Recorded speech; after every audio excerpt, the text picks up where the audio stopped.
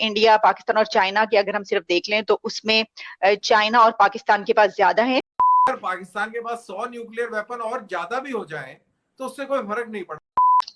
नहीं नहीं सर, हमारा नाम ना लें।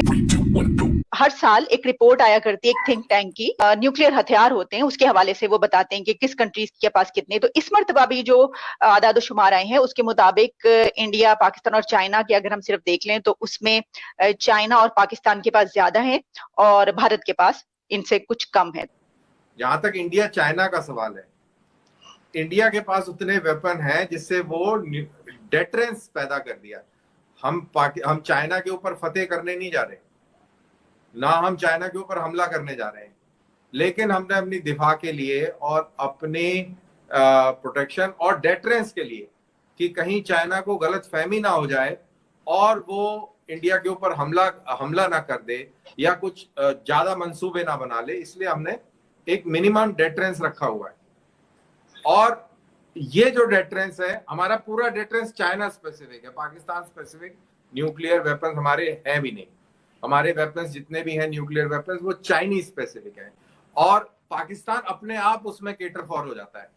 तो ये वाली कहानी है।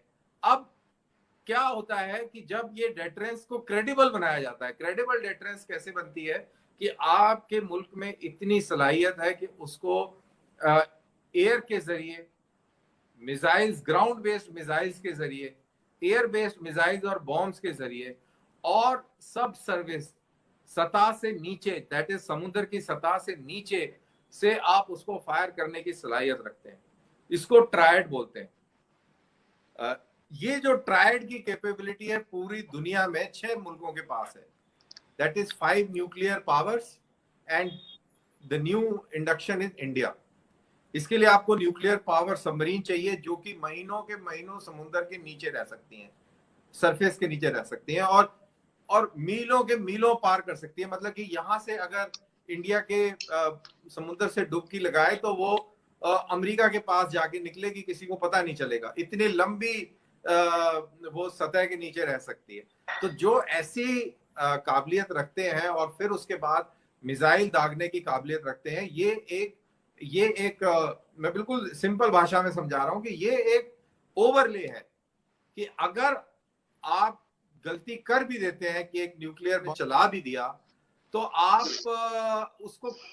आप जमीन के ऊपर जितने भी न्यूक्लियर पॉइंट्स हैं जहां से आपने देख लिया, ये लॉन्च पैड है, ये एयरफील्ड है, ये आपने सब तबाह कर दिए, लेकिन आपको ये नहीं पता कि सबमरीन कहाँ घूम रही है और वहां से जो आप पे हमला होगा वो एक बहुत जबरदस्त डेटरेंस क्रिएट करता है।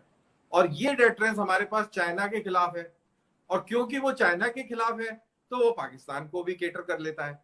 तो अगर पाकिस्तान के पास 100 न्यूक्लियर वेपन और ज्यादा भी हो जाएं तो उससे कोई फर्क नहीं पड़ता, क्योंकि जो जवाबी कार्रवाई होगी वो बिल्कुल बिल्कुल जिसको बोलते हैं कि परफेक्ट होगी, उसमें कोई गुंजाइश नहीं होगी और उसमें रिस्क भी नहीं है कि आप अगर मान लो कि एक मुल्क जो है अचानक से हमला कर देता, पाकिस्तान हमला कर देता है हिंदुस्तान के ऊपर, सारे न्यूक्लियर बम डाल देता है पहले हमले में।